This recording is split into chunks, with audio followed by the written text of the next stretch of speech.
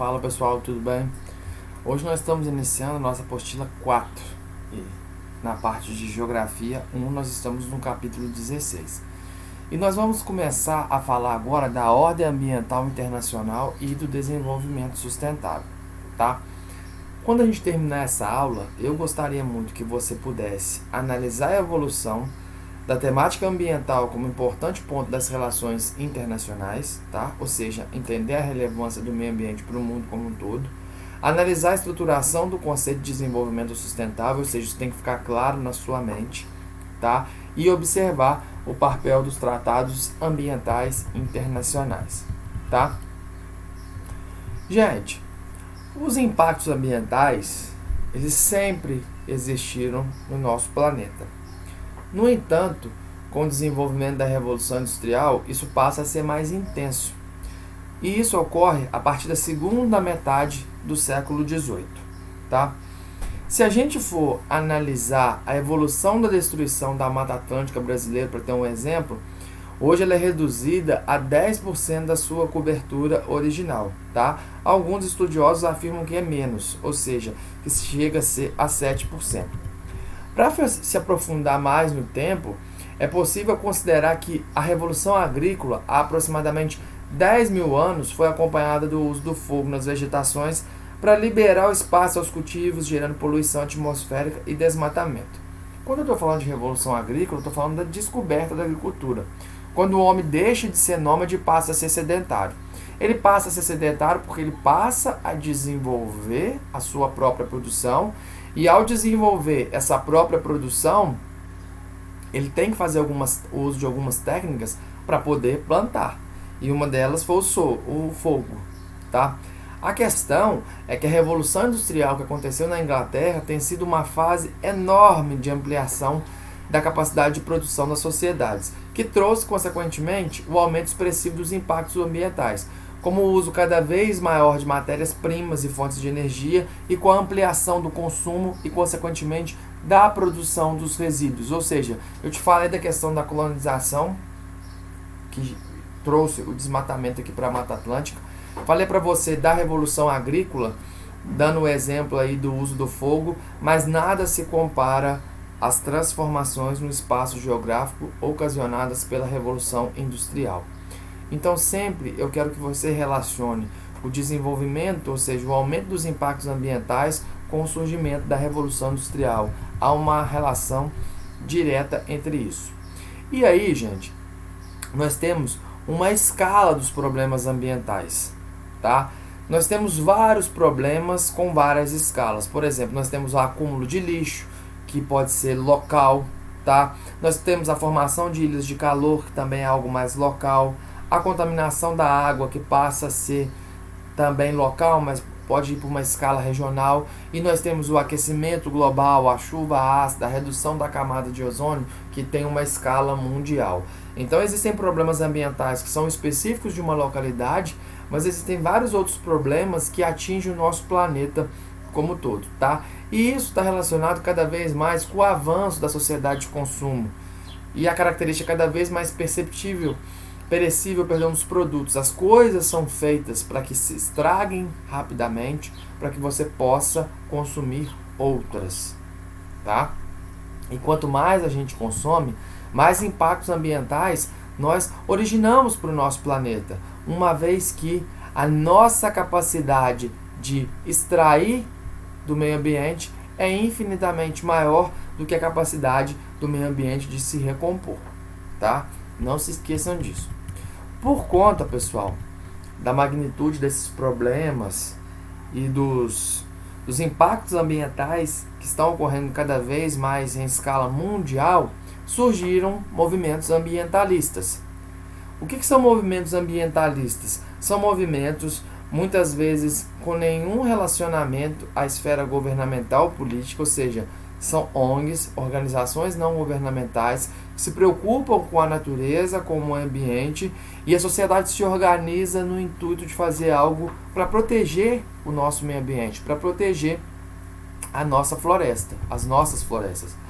As primeiras ações marcantes para a proteção da natureza, elas ocorreram na Inglaterra e nos Estados Unidos no final do século XIX, com destaque para associações que buscavam combater os efeitos da intensa queima industrial do carvão e para a criação do Parque de Yellowstone, de 1872. A gente tem um parque de Yellowstone até hoje, né? E ele é muito famoso por manter o quê? A vida selvagem lá. E aí, ao longo do século XX, países reuniram-se para discutir assuntos associados à natureza, mas o pensamento dominante continuou sendo de desenvolvimento. Ou seja, havia um desenvolvimento que deveria acontecer às custas de qualquer consequência ambiental, tá? Então a gente tem que ficar atento a isso, tá? Ficar atento a essa situação onde predomina o quê? Onde predomina desenvolver a qualquer custo. E nós vamos ver aqui agora que nós podemos relacionar economia e desenvolvimento sustentável, tá? No século XX, a primeira conferência internacional aconteceu em 1972, lá em Estocolmo, que é a capital da Suécia. Ela foi chamada de Confederação das Nações Unidas para o Meio Ambiente Humano, tá? E constituiu um marco do movimento ambientalista, porque a partir de 1972 e essa conferência de Estocolmo, outras foram criadas, tá? E dentro dessa conferência houve uma criação muito importante do PNUMA, que é o Programa Nacional das Nações Unidas para o Meio Ambiente. Gente, a gente vai falar agora sobre desenvolvimento sustentável. Quando eu falo de desenvolvimento sustentável, eu estou falando que nós sim devemos utilizar os recursos que a natureza nos disponibiliza, mas de uma maneira consciente.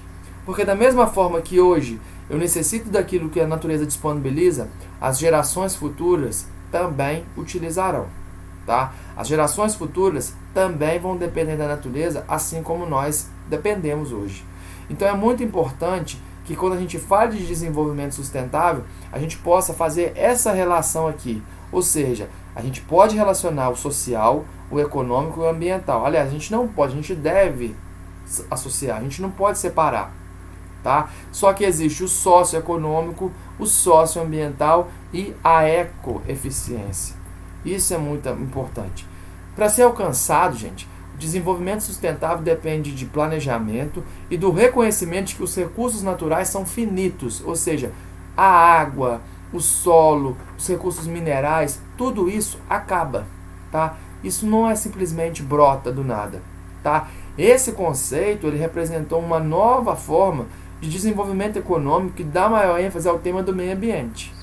O que eu disse para vocês, é só você pegar, utilizar aquilo que é necessário e pensar que futuramente as outras gerações também vão precisar. Como eu falei para vocês, a Conferência de Estocolmo de 1972, ela marca o início de conferências ambientais no mundo, né? Inúmeras reuniões seguintes com a temática ambiental aconteceram e houve um destaque para a ECO 92, que foi a Conferência das Nações Unidas para o Meio Ambiente e Desenvolvimento, tá? Que ocorreu no Rio de Janeiro, e depois a gente teve 20 anos depois, em 2012, a Rio+20, que seguem a linha da busca para a implementação de políticas de desenvolvimento sustentável, que, no entanto, enfrentam uma série de dificuldades devido aos numerosos interesses envolvidos, tá?